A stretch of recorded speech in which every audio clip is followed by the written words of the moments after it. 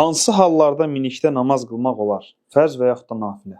Hansı hallarda minikdə namaz qılmaq olar? Deyər ki, insandır, səfərdə deyil. Məsələn, maşınla gedir və namazı düşüb qılmaq kimi imkanı yoxdur.